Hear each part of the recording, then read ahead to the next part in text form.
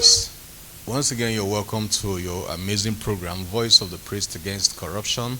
And as you're aware, it is a program of Palace of Priest Assembly, PPA, mobilizing Christians against corruption in Nigeria, focusing on the Pentecostal community, with strong support from the John D. and Catherine T. MacArthur Foundation. My name is Ocheme, and I'm privileged to be your host.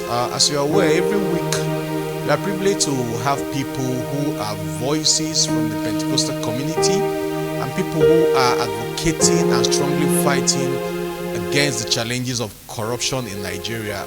Today, I'm privileged to be in the studio with a very, very important personality. She has been in the forefront. You know, who best to tell you about the world and the soldier on the battlefield?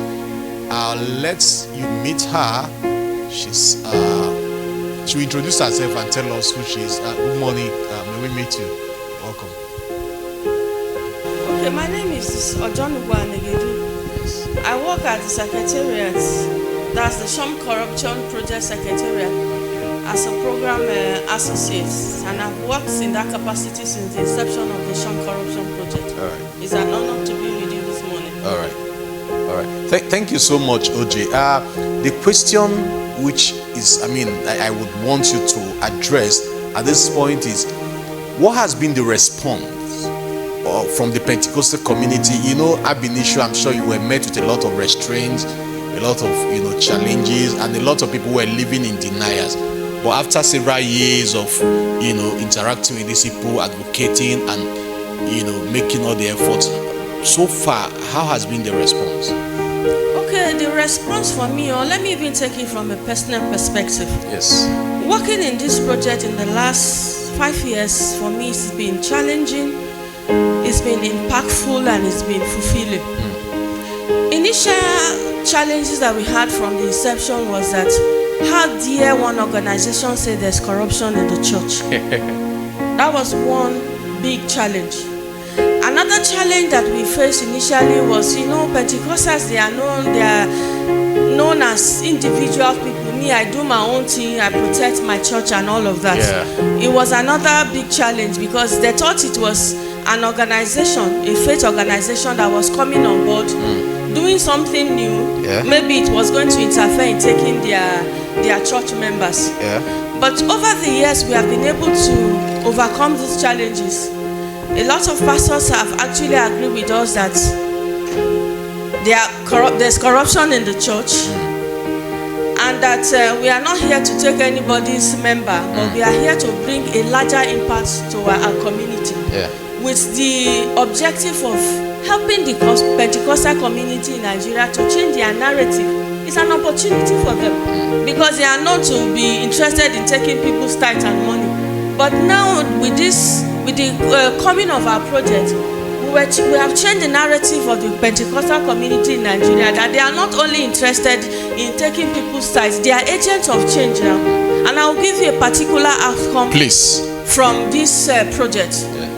For now, one of our major outcomes is that Pentecostal GOs are now anti-corruption agents. What do I mean by that? Interesting, please. They deliberately mainstream anti-corruption sermons in their weekly activity now. For some, they do it as pep talk. Some of them do it in their Sunday schools. This is the first of its kind in the Pentecostal community for a GO to deliberately set a Sunday apart to preach on corruption. Interesting. Coming from the background of, like you say, the GO is the alpha and the omega, everything rises and falls with the GO. I also know that the accountability process people have been trying to put in place. How has that fared with the church, with the Pentecostal community? You're coming and you're trying to change the narrative, trying to change the system. Yes. Please, how has that fared? One of the narratives that we found very common with that challenge was, you hear pastors talk about, when God called me, were you there? Yes. So why do you want me to be accountable to you and to the people that are following me? But we've been able to change that narrative to an extent, and And in the last, especially in the second phase, the second phase of the Shun Corruption Project, Yes. a lot of Pentecostals are beginning to put accountability spaces In place. especially in their finances. For those who don't have proper accountability operations in their churches, we've been able to give them some of our own financial policies to duplicate in their church. Not only that, they are beginning to learn how to, because the argument or the debate was that churches cannot be run like it was run in the days when there was security. That you can't tell me that I should come and tell my congregation how much we made, how much we expended. But what we tell them was to sell them a prototype of what Palace of Praise is doing. Yeah. That you might not do it to an entire congregation, but you can put up a board where you'll be accountable to. So some of them are beginning to adopt that. For them, they are doing it to their board quarterly, what they have expended. And that, and another thing we did was that they should not make only them and their wives to be signatory to the account of the church. The church is an institution. How did they respond to that? How did they respond to And that? they have been responding. Some of them are beginning to change that narrative. Maybe bringing somebody from their board to be part of the signatory to the account. Interesting. You know, the journey of 1,000 miles begins with one step, and I'm impressed with the feedback I'm taking. But going forward, what area are you looking to consolidate as an organization at this point? As an organization, in the last 1 year of the project, what we are going to be focusing on majorly will be the establishment of the social arm of the church and the management of the social arm of the church. Please, can you elucidate that? What do you mean the social arm of the church? What do I mean by the social arm of the church? I will use Palace of Praise as an example because they are the first in most of the things that we are trying to replicate to the Pentecostal community in Nigeria. Is you having a church and then having a social arm, which is, it's not like an entire different entity. It can be the name of your church you might want to use, or you can just carve out a niche from anything that you are going to be interested in doing. Okay.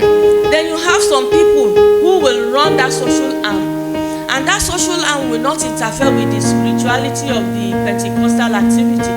So that social arm now will handle social issues in our community, which will include the fight against corruption. Okay, from maybe correct me if I'm wrong, but from what I understand, the social arm is taking on the dual mandate of Jesus Christ, ministering to the spirit and also the spirit, the soul, the body focusing on the social dimension of the church. And so when you say you are consolidating on that, are you trying to encourage Pentecostal churches to also set up a social arm of the church and run? Is there a model they need to look up to? Well, the model they need to look up to, and so far as I'm talking to you, we have 93 Pentecostal churches that have established their social arm. So it's not new. In this second phase, we already have 93. So the remaining part of the year, as part of our sustainability plan, Yes, we will do a lot of our trainings is going to be around how to establish a social arm of the church. All right. And how to also manage it. all right, So that's what we are doing. all right. So it's not new to them anymore. We already have 93 on board. Thank you so much, OJ. Finally, before we go, I know that every new grant comes with new challenges. Amongst all of this, from your experience on the field, which would you see is the most challenging task in dealing with these issues of corruption as you interact with the church, interact with the Pentecostal community? Just in a nutshell, I would say is getting them to participate in lecturing and governance in Nigeria. You're also involved in that as well? Yes. Because a lot of Pentecostals have the feeling that politics is dirty. that a good Christian, a noble Christian shouldn't be found in anything that has to do with governance and particularly election in Nigeria. But we have been able to change that narrative. We started it from the first phase. And what did we do was to bring Pentecostals to come and observe election and even see what happens on that day beyond their prayers and their fasting. We were able to do that, and I can categorically tell you that the narrative has really changed. A lot of them are interested now in election observation. So for this last elections, we upscaled to about 26 states in Nigeria. And those who participated initially were very happy to be involved. And then we took it to new states, and the new states are also happy to be involved. Interesting. And we have, some of the churches have also replicated how do I put it now? The steps. They are beginning to tell their congregants that if we live in a country that things are seen wrong, we need to tell our members to train them to join this politics, so that Christian ethics that we believe that we can change the world, we can change it through politics. For me, that's a very huge success, and we have been able to change that narrative in the Pentecostal community in Nigeria. Interesting. Thank you so much. And is this also a reflection, or was this part of this where, because I read somewhere there was is it an African Anti-Corruption Day that the Pentecostal community also marked? Was there something? Yes, another significant outcome that we have recorded in the second phase, that is all our partners across the 26 states in Nigeria, including Abuja, they are marking the African Anti-Corruption Day now. Some of them do protest marches. Some of them do rallies. And this is the first of its kind in Nigeria, especially in Saraba.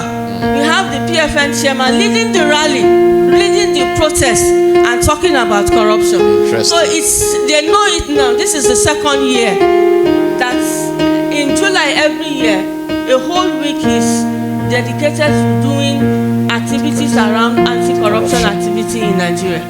Thank you so much, viewers. And if you are a minister of the gospel, especially in the Pentecostal community, and you're wondering if you have been touched and you want to adopt this model in your church, why not?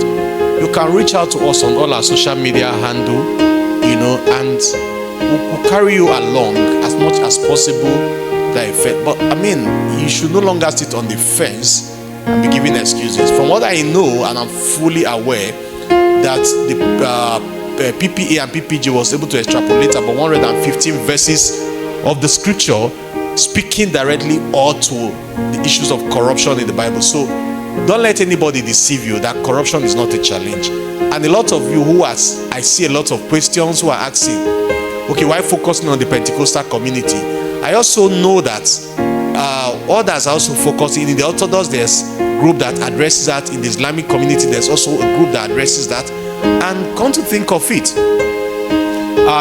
every individual in Nigeria especially belongs to a religious sect, and so if I do my quota, you do your quota, trust me, at the end of the day we'll achieve the result. Until I come your way next week, my name remains Oche Ocheme, saying shun corruption. God bless you. Thank you so much, OJ, for coming. Thank you very much. All right. For having me.